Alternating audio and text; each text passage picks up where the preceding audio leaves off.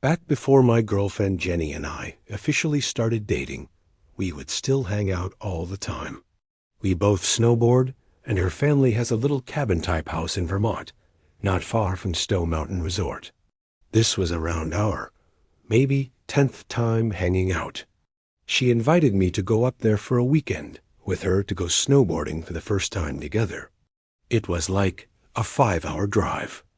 As we neared her little house, we spent about half an hour on this very windy, secluded road, on which we pass occasional driveways that would lead up into properties blocked off by walls of trees.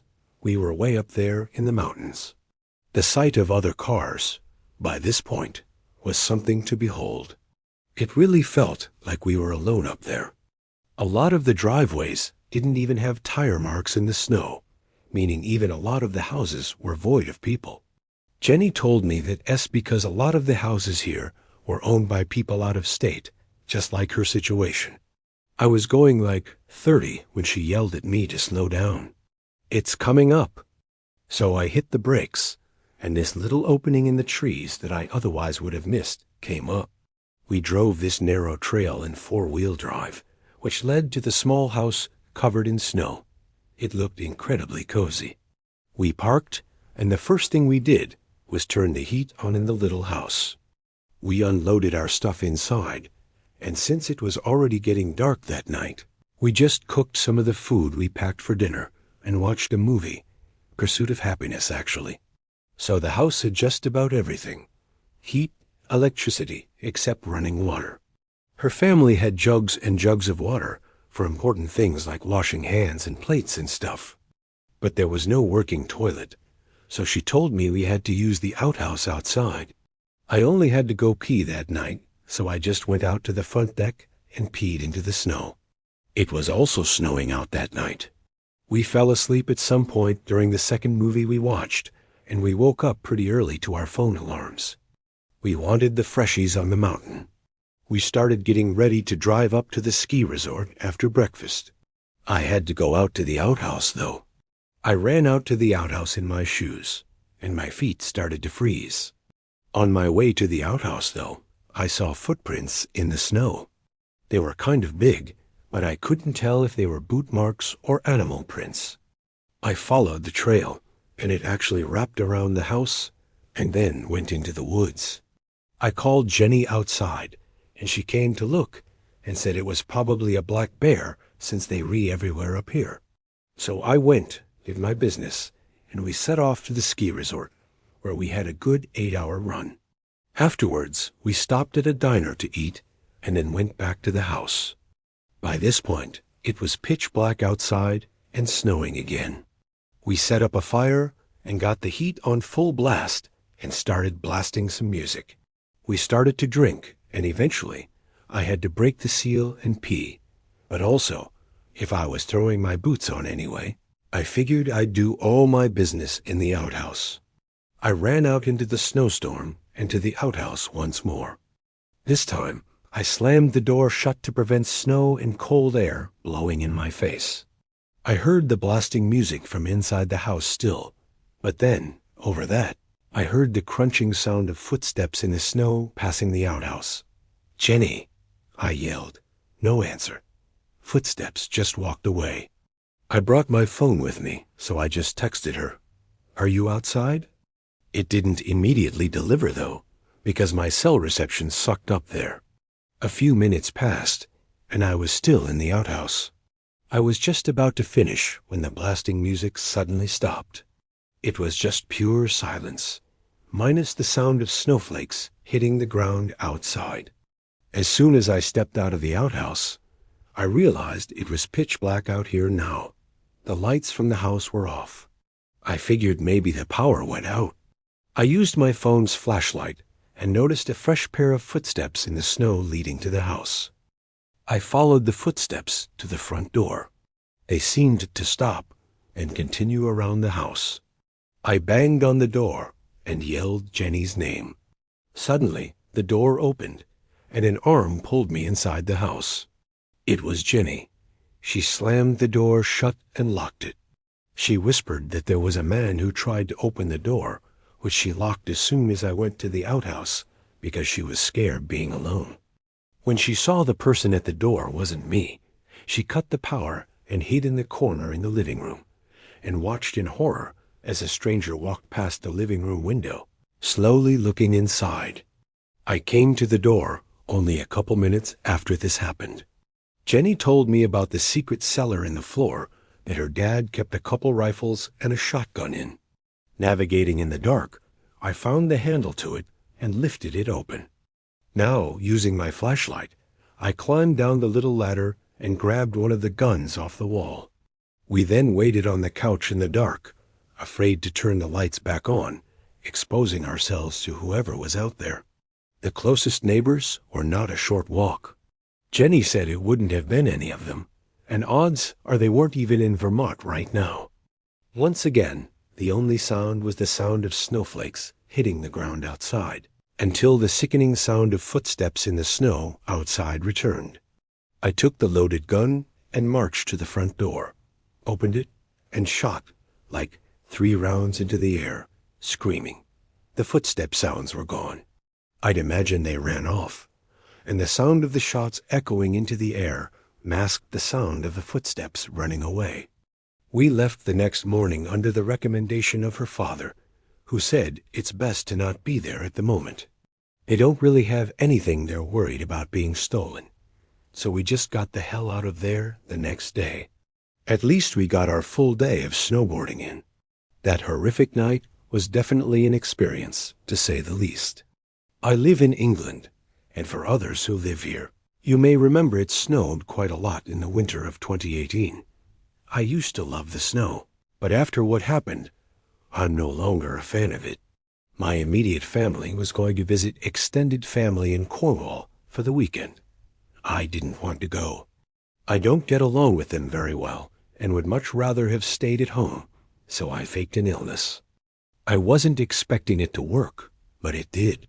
They went without me and left me in charge of the house, which I was fine with. For the record, I was 16, so it's not like they were being irresponsible. Saturday was great. I went on my computer and watched Netflix and played in the snow with my dog for a bit. She loves the snow more than anything. That evening, I was just finishing up a mission on Call of Duty, World War II, when I started to get hungry. The house is full of food, but mostly food that takes a lot of effort to prepare. I decided to go to the fish and chip shop in the village. By now, it was getting dark outside, and the snow had stopped falling, but it had gotten really deep. I grabbed a tenner and crammed it into my pocket before pulling on a coat and heading outside. The route I take involves going down a tree-lined snicket that has a few street lamps for light before coming out near the main road where the chippy is. By the time I got there, it was dark out. I got some chips, battered sausage, and started to head back home. I was halfway down the snicket, clutching my meal, when I heard it in the trees just to my right. The twig snaps. My head whipped around, but I couldn't see anything. My heart was racing, but I tried to convince myself it was just an animal. So I heard it again, 2 snaps in rapid succession. Now I was scared. I began to walk home fast. I forgot about what was coming up, the last section of the snicket, which was almost pitch black. The bulb in the street lamp had blown months ago, and the council couldn't be bothered to fix it. I sighed with frustration and worry, and carried on walking before I heard it. The continuous sound of twigs. Breaking stopped for a moment before being replaced by crunching. I stopped and turned around, and my heart stopped.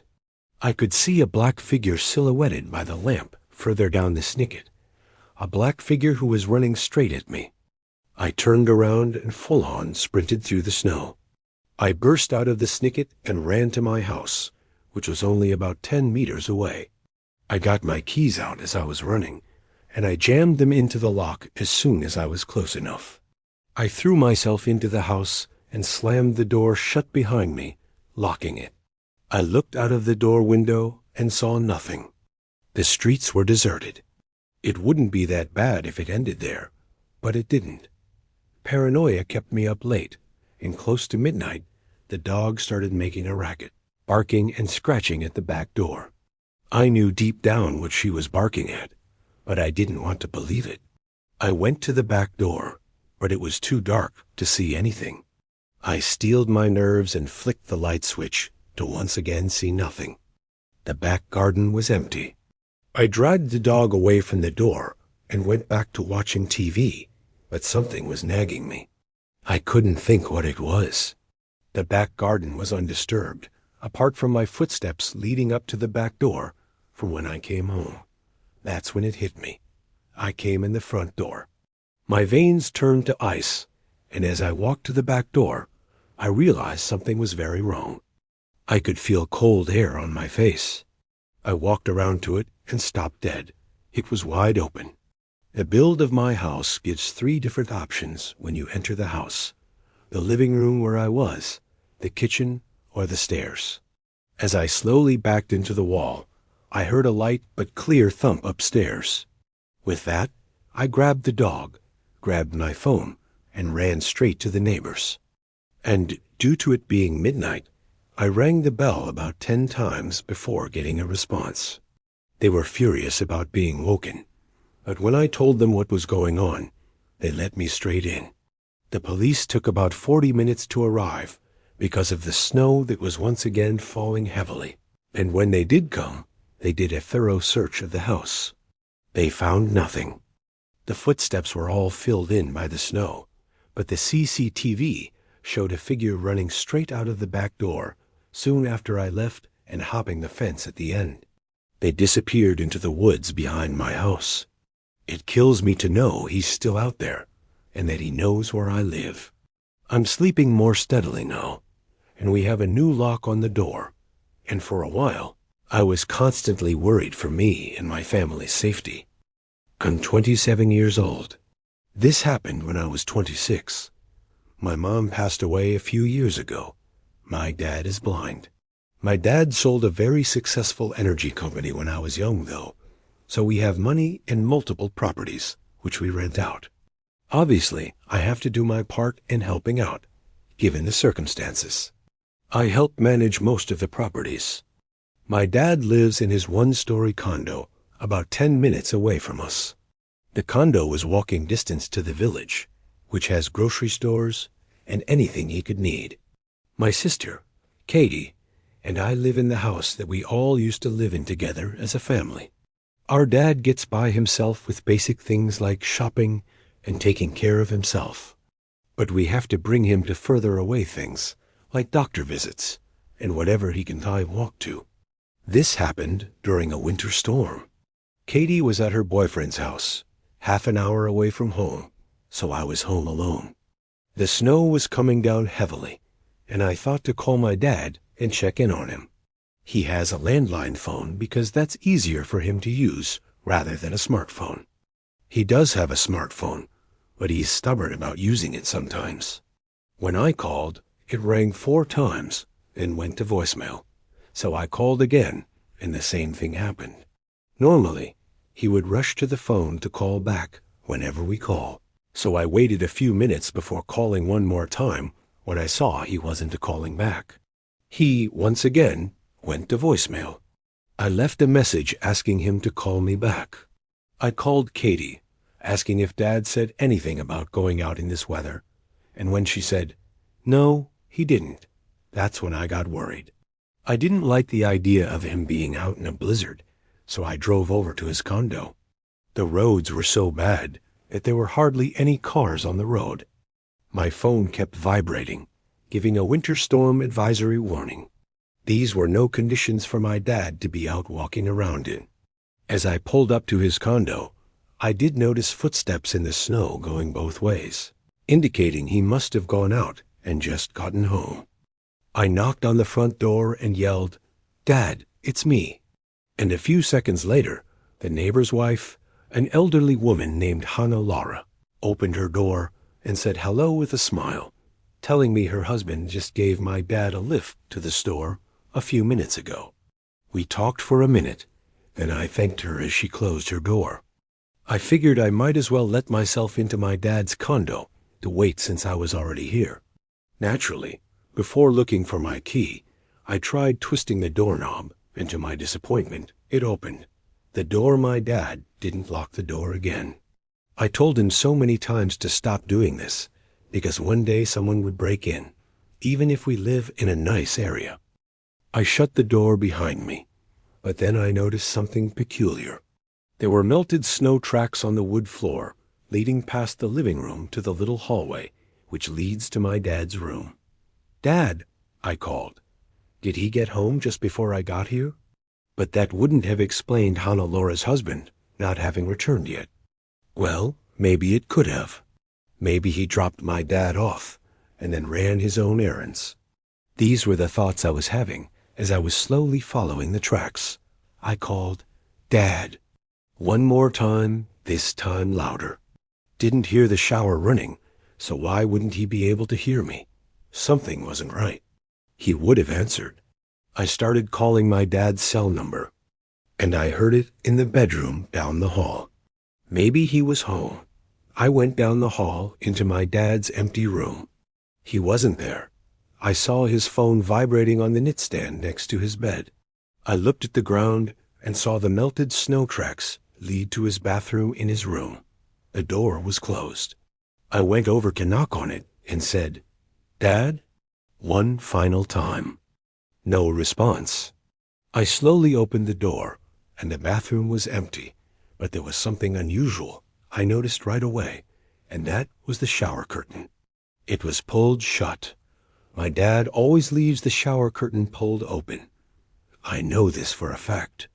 On top of this, the door being shut was also unusual. He leaves all doors and such open to make navigating easier for himself. I looked at the shower curtain for moments, then closed the door, walked to the front of the condo, shut the door, and called 911.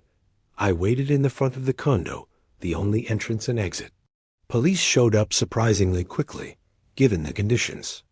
We went back inside of the condo together and right into my dad's room, where we saw a man sitting on the bed with his hands in the air, as if he knew we were coming, and he waited there. My dad got home about 10 minutes after this time to hear everything that happened. The man who broke in lived a few units down, according to his ID. That meant this man had been keeping an eye on my dad in his place for a while, with plans to break in and rob him. You think I learned where the saying, "rob him blind," came from after this?